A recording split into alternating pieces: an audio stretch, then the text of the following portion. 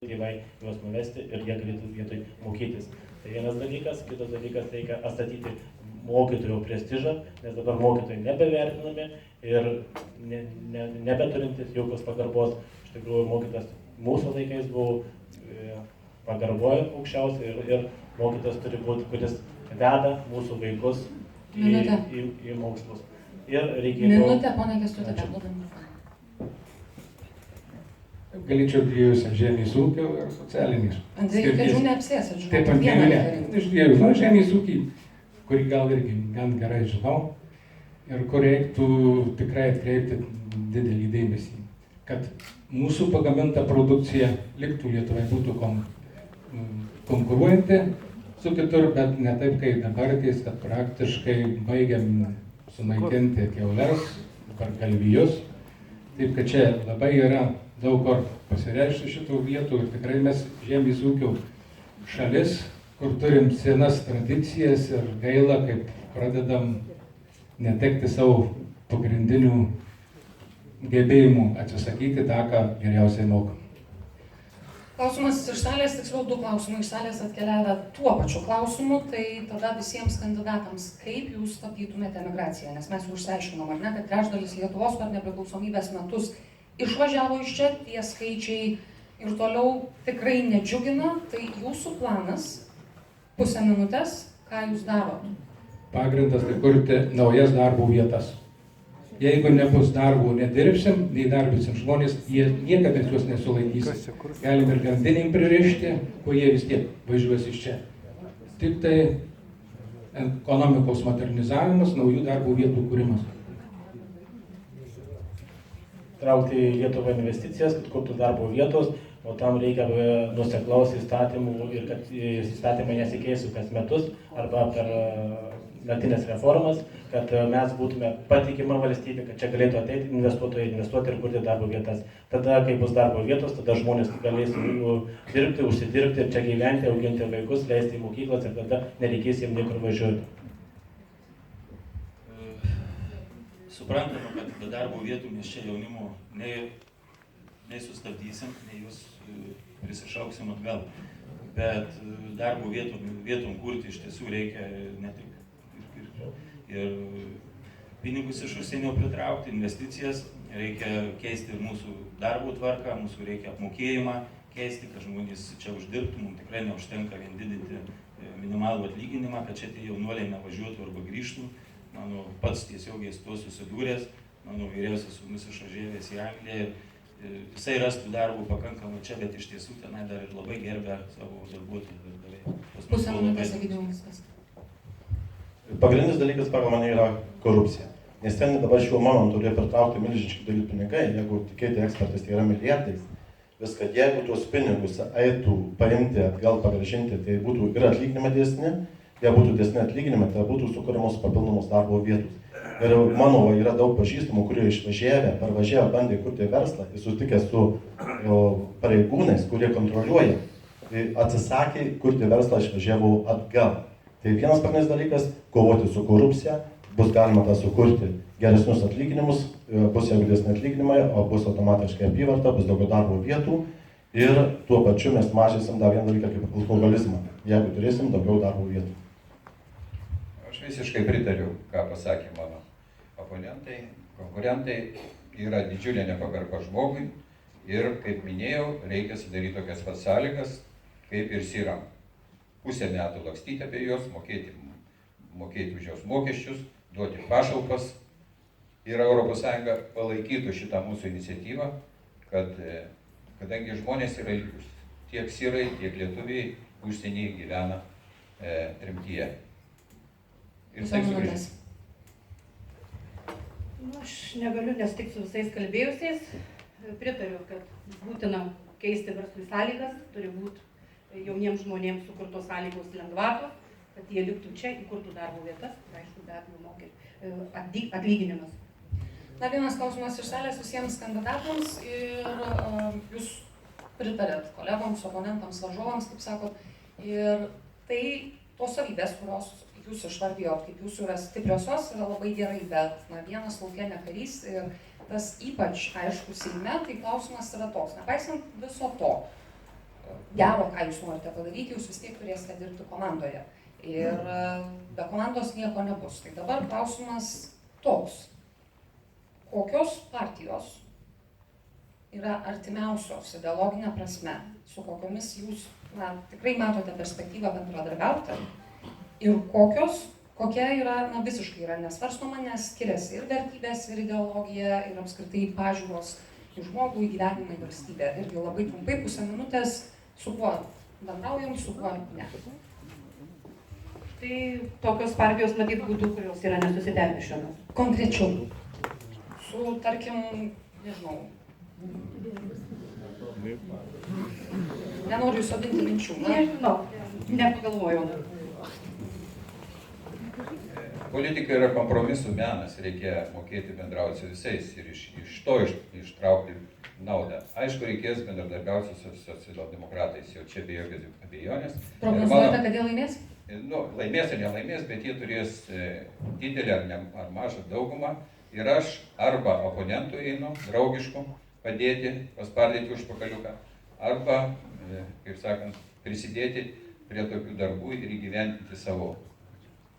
Tai aš darau taryboje. Taip, merė. Taip. Man visada kažkaip tai sekasi nežiūrėti iš žmogaus, sakykime, ten ar lytį, ar partiškumą, ar ten tikėjimą kažkur tai. Man labai dažnai pasiseka susitikti daug gerų žmonių, kuriem neturi įtakos, sakykime, tas partiškumas.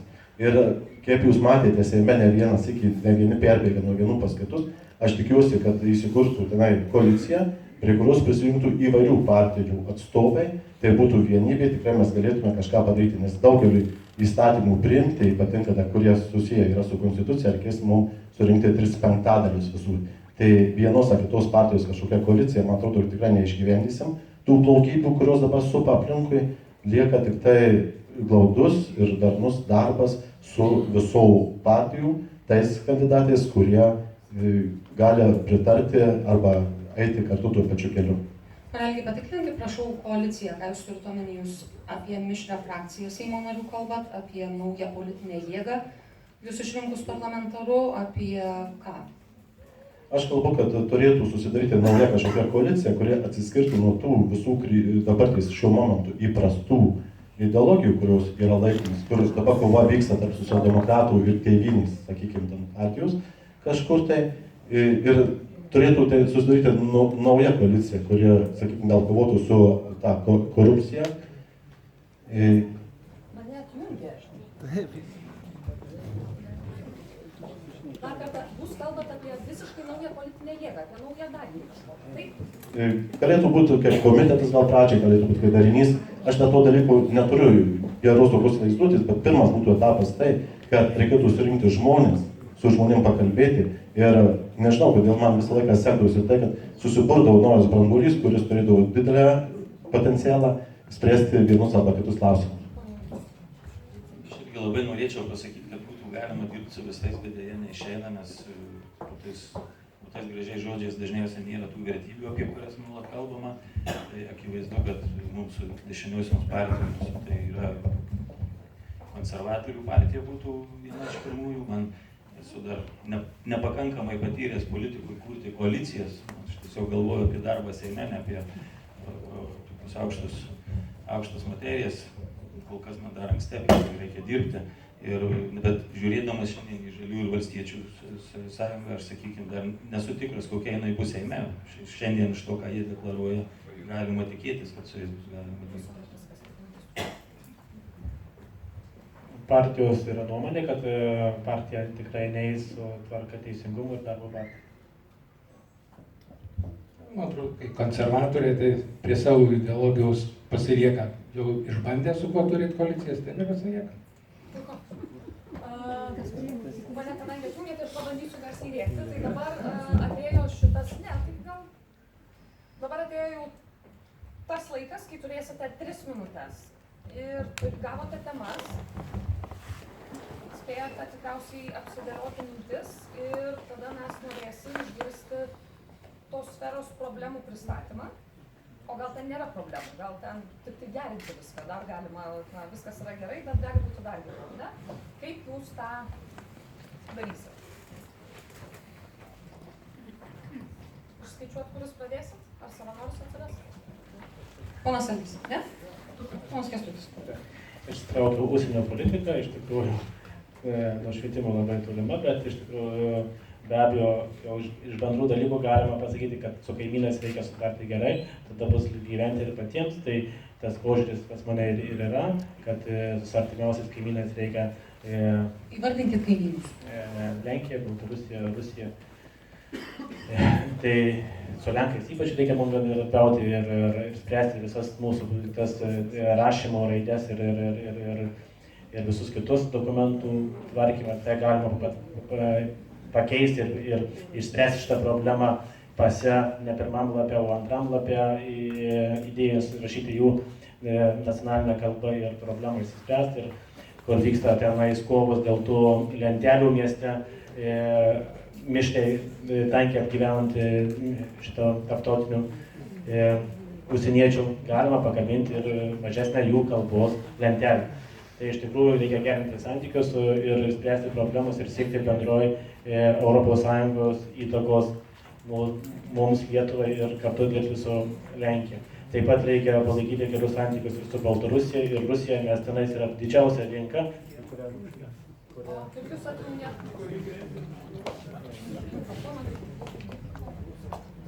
Kurioje iš tikrųjų yra puikiausi ekonominiai galimybės mūsų užsieniečių, mūsų verslininkams tenais vežti savo produkciją ir prekiauti, tai dėl ekonominio reikalų mes turim palaikyti puikiausius santykius su Baltarusija ir Rusija, nes tenais gali vežti kiek nori, tenais visų neprimaitins ir iš tikrųjų mes dabar, kada yra tokie santykiai, mūsų verslininkai turi ieškoti savo naujų rinkų kitose pusėse. Tai aišku, mes palaikom, kadangi žinom, kad Rusija yra įsiveržusi į Ukrainos teritoriją, tai ir yra nustatytos sankcijos ES, tai tas sankcijas jos nereikia panaikinti, nes kol netrauks savo armijos ir savo įtakos iš Ukrainos, tai tos sankcijos reikia laikyti, nes iš tikrųjų nežinia, kada gali ir pas mus įžengti. Tad tikrai reikia būti pasiruošus ir laikytis bendros Europos ir NATO politikos. Tai tiek. Ponas Edmundas.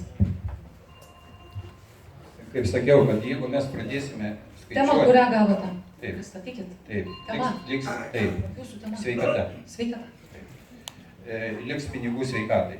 Jeigu mes skaičiuosime krašto apsaugai skiriamas lėšas, nereikės didinti daugiau šitų išlaidų, pirkti tankų, pėstininkų mašinų, šaukšto auksinių ir visų kitų, ir dar atliks pinigų nuo krašto apsaugos ir gynybai skirtų pinigų. Sveikatai.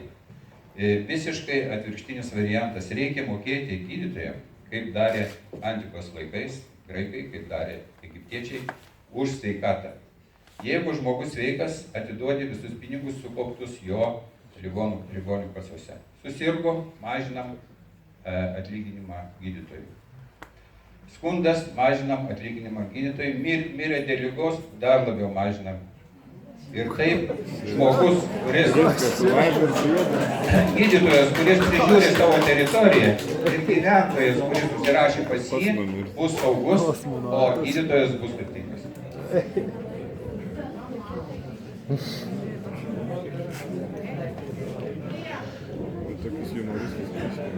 Aš atsiprašau, gal atsistosiu, kad matytumėte, iš akių meluoju ar nemeluoju. Man apie socialinę apsaugą reikia kalbėti. Gal tokį klausimą.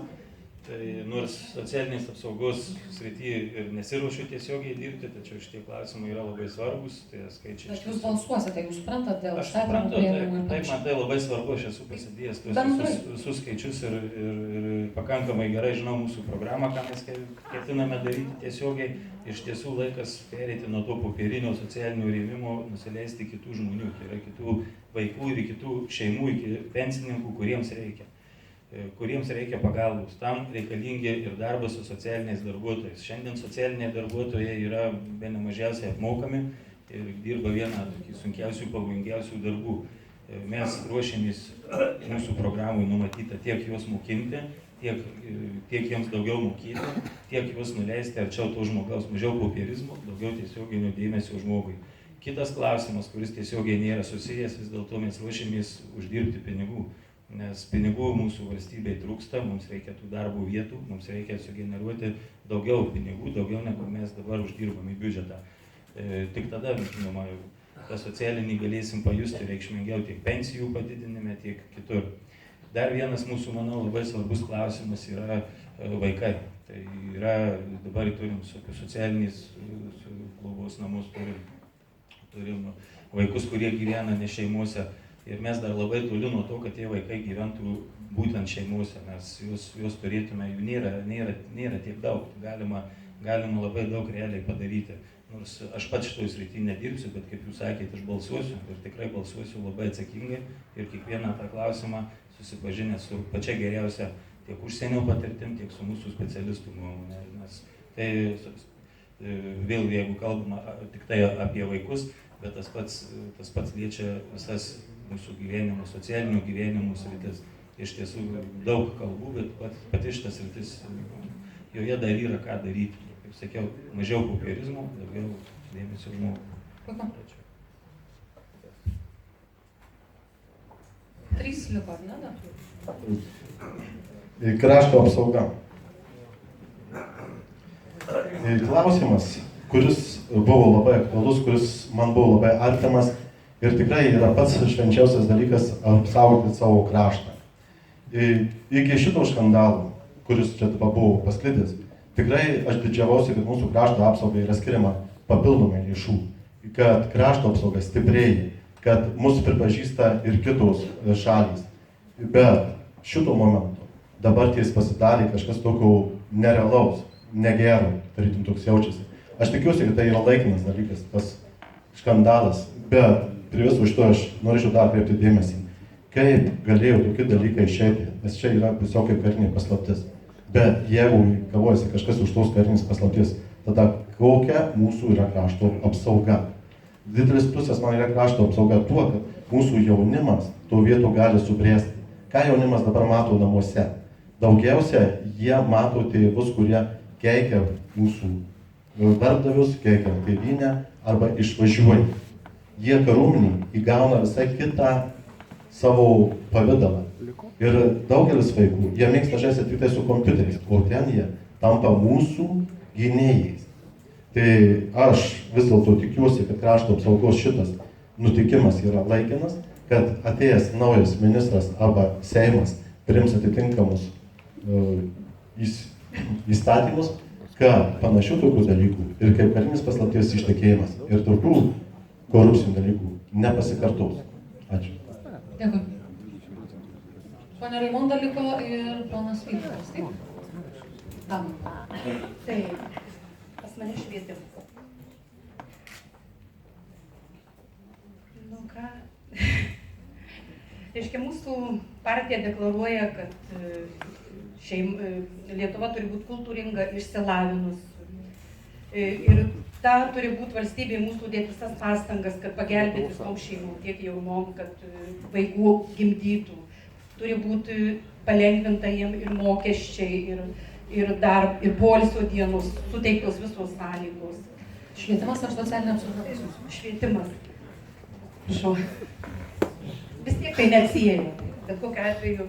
Ir jei mes išugdysim kultūringą visuomenę, tai vaikai liks Lietuvoje, kurs darbo vietas. Labai juokinga, aišku, bet aš labai atsiprašau. Aš ne iš jūsų juokiuosi.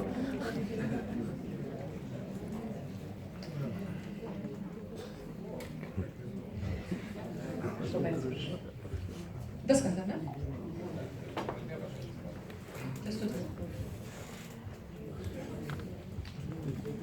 Jeigu tema man finansai, žinot, kas yra finansai? Nuo finansų viskas prasideda. Nėra finansų, nėra nieko. Kas pirmiausia šitos srity reiktų padaryti? Tai viską konkrečiai ir gerai išgvildenti, kur eina tie pinigai. Gaunam pinigų tikrai nemažai iš ES ir dar patys uždirbam kiek, bet jų paskirstymas šiuo momentu nėra taip teisingas. skaityčiau, kad reiktų daugiau lėšų skirti tai vis dėlto gamybai. Investicijos turėtų, kiek ateina iš ES paramos, vis dėlto būti atitinkama dalis, nors 1 euras prie mūsų 2, tai remti gamybai. Bus gamyba, bus darbo vietos, turėsim daugiau ir biudžetinių pinigų. Taip pat reiktų peržiūrėti ir PVM sistemą. Negali būti iš visų, sakykime, kai mūsų įmonės ateina iš užsienio investicijos, gauna daugiau lengvatų negu mūsų vietiniai dirbantys. Paskui prasideda visokie ekonominiai šešėlis, ekonominis, o jau yra tikrai dabar daug, o jeigu pasigilinus, kodėl jų yra daug, dėl to, kad nesubalansuoti mokesčiai. O šitos rytyje tikrai labai reikia daug padirbėti. Turime specialistų tikrai Lietuvoje daug, bet kažkodėl tai jų nuomonės, jų patarimus nelabai atsižvelgima. O kodėl ne taip atsižvelgima? Matyt, naudinga iš to šešėlinės ekonomikos. Tai taip, vienau šitos srityje. Aš ne finansistas, bet finansuose gaudomis. Ir kiekvienas iš verslininkų pasakys, jeigu būtų atitinkamos, jiem taikomos lengvatos, jie skatinama tikrai, jie į biudžetą įneštų daugiau. Ačiū. Klausimas buvo konkrečiai vienam kandidatui adresuotas, bet aš manau, kad visi galite pelnyti jaunimo balsų, bet atsakinėsit tai tas, kas tikrai žino. Kur Vilkaviškio jaunimui galima leisti laisvalaikį? Keliam ranką ir siūlom mintis. Kas nežino, tai negaištam laiko. Kas žino, dalinkitės gerom vietom. Tai yra jaunimo centras. Klausimas buvo, jaunimas klausia, tai kur jam leisti laisvalaikį? O tai jaunimo centre, kas ten gan užsiėmimų yra tikrai nemažai. Žmogui daugiau sakyčiau, kad vilkaviškiečiams reiktų reikštis jaunimui patiems. Ateiti tiek ir pas valdžią rajono ir išdėtis tarp savo mintims, ko jie norėtų daugiau. O tikrai lyg taip padaryta ir stengiamasi, kad jie ir sporto salės. Pone Vytautai, jūsų politiką pradedat, jaunimo centras. Pone Gidėjau. Aš tai pasakysiu, tų vietų visų neišvardinsiu, tikrai žinau, bet pirmiausia, jaunimui reikia sportuoti. Kur sportuoti kiekvienas turi. Sporto salių yra pakankamai, aikštelių yra pakankamai. Aš čia pats sportavau tose aikštelėse, kurias dabar žiūriu ir matau, mes tokių neturėjau. Bet aš čia pradėjau, čia įstojau Kūno kultūros institutą, puikiausiai pasiruošęs. Jau dabar vėl viskas į save, kur jaunimas? Ir yra kitas klausimas, dar žiūrėkit, jaunimas dabar, Antanas Guoga čia atnešė puikiai idėją jaunimui su kompiuteriniu raštingumu. Tas vyksta ir Vilkavišky, tikrai nepraleiskit progos tuo pasinaudoti.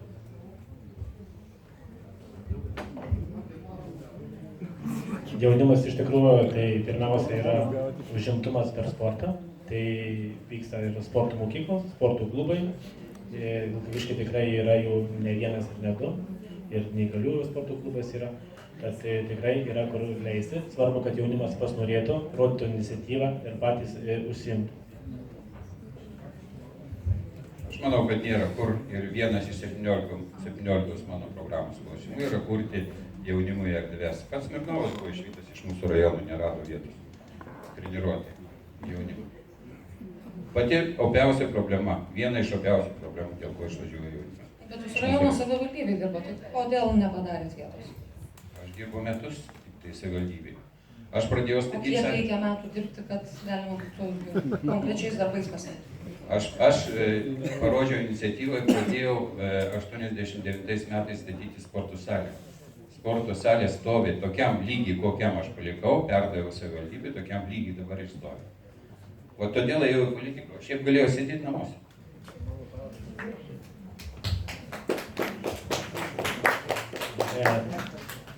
Išvalytas nebuvau, bet nebuvau suteiktos tam tikros sąlygos Vilkavišky, bet buvau rajone pasiūlytas tam dalyką, bet norėjusi dirbti Vilkaviškio centre, tai tų sąlygų nebuvo. Iš tikrųjų, puikiausiai dirbame Šakiuose, galėjom dirbti ir puikiausiai Vilkavišky, bet manau, kad visą laiką galimybės yra ir vilties mes neprarandame. Kalbant apie laisvalaikį, vienas geriausių ir labiausiai atpalaiduojančių ir prusinančių dalykų yra knygos, ar ne? Tai dabar vėlgi po minutę literatūra, kuri formavo jūsų pasaulėžiūrą, arba autoriai, arba paskutinė perskaityta knyga ir kodėl?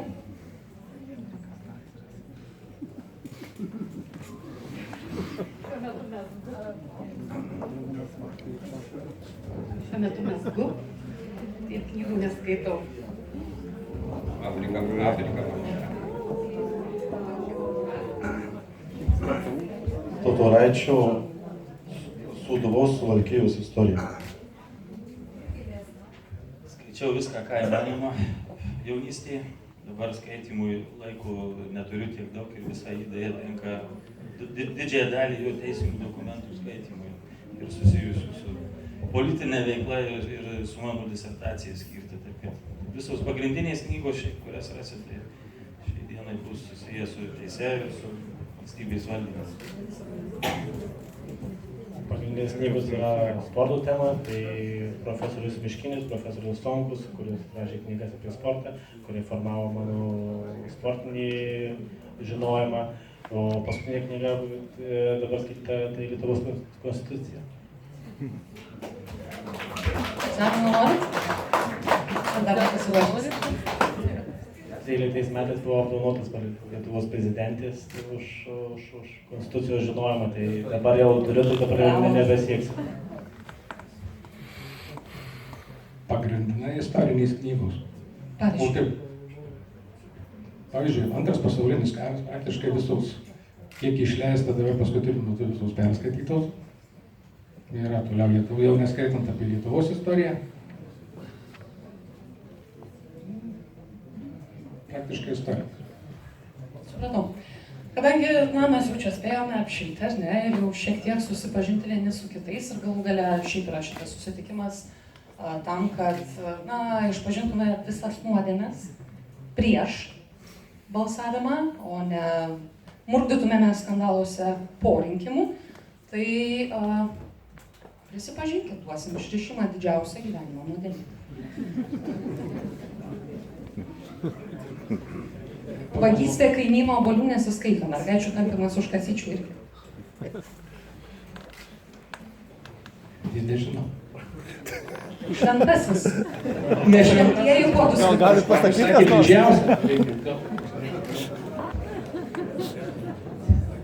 Aš tikrai norėčiau prisipažinti nuodėmę, bet labai sunkiai jas surasčiau, pagalvojęs, taip gyvenu truputėlį netgi asketiškai.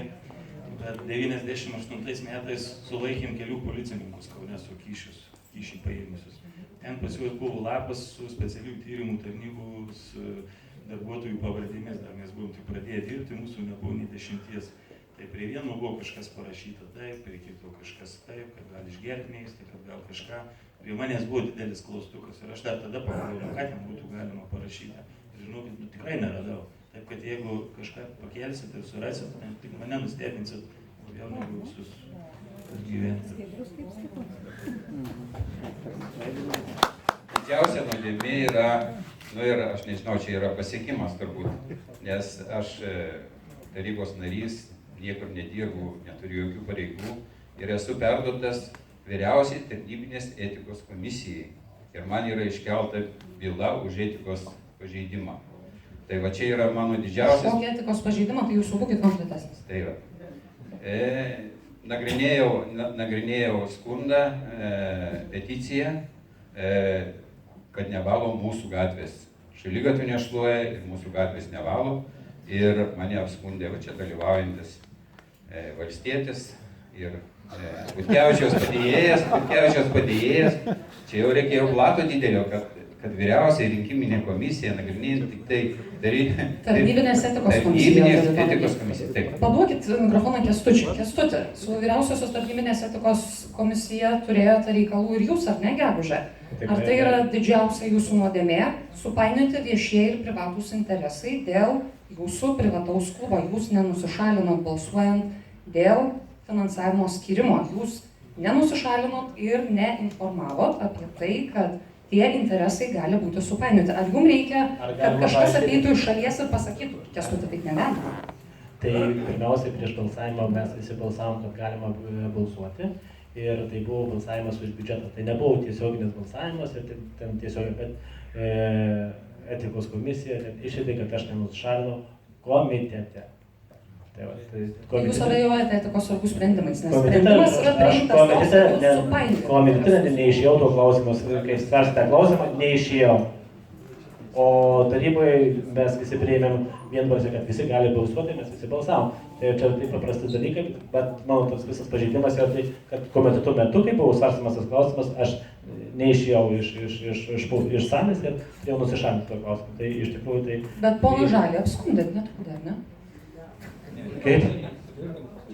Aš tai nieko neskundžiau, aš norėjau paklausti, kuris čia valstybės ir skundė, tai man taip. Pirštais nerodysim, čia nesėdė dėmesio neskirsim. Tas būtų jūsų didžiausia nuodėmė. Tai man atrodo, kad nuodėmė ir buvo, kad nežinojimas, atleidžia nuo klaidų, bet mes iš klaidų mokinamės ir tikriausiai ateityje pasimokysiu, kad tokius smulkius klaidas man negadintų gyvenime. Ne, nuo bausmės neatleidžiu. Pas mane ko gero labai mažos tos nuodėmės, bet turbūt didžiausia nuodėmė tai, kad aš esu netikėlis. Vis netikiu, kai sako, kad krizė daugelis susidaro, aš kuriu įmonės. Ir nuo pačios mokyklos, kai buvau, jeigu man bando kažkas kažką išaiškinti... Čia Dievo ženklas jums. Pradėkite tikėti.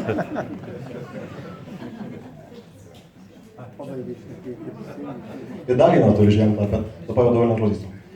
Ir kažkaip tai gaunasi tas dalykas. Tas pats buvo, kai buvo sudegęs mano gimtinis namas. Irgi daugelis sakė, nu jau dabar tai apsidirbsi, kiek tu čia gali daryti tas nesąmones, viską. Ir kažkodėl mane vėliau palaikė daugelis žmonių ir vėl neapsidirbo. Bet nuodėmė tai buvo padaryta, kad vis dėlto nenusileidžiu daugelį, nenusileidžiu jų nuomonį. Ir visą laiką kažkodėl visą laiką siekėsi. Pabandžiau labai politiką, gal ir pasidarysiu daugiau nuodėmių. O tą ženklą gal vis dėlto parodykit, gal ten kokia nors nacijų simbolika, ne?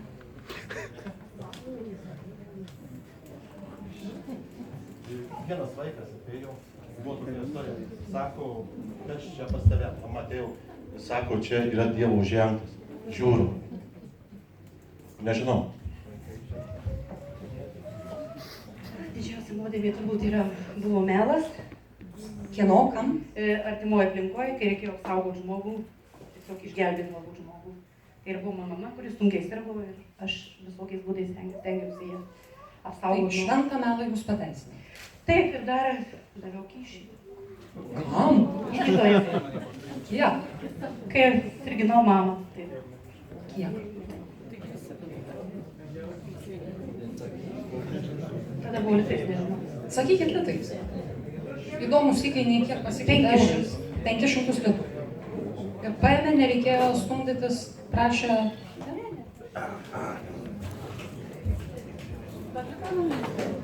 Pone Jakutskai, jūs ten bandėte išsisukti, kad esat šventas, grąžinkit mikrofoną. Aš noriu dar išsiaiškinti, man labai smalsu, nes aš manau, kad vis tiek išlys, jeigu būsite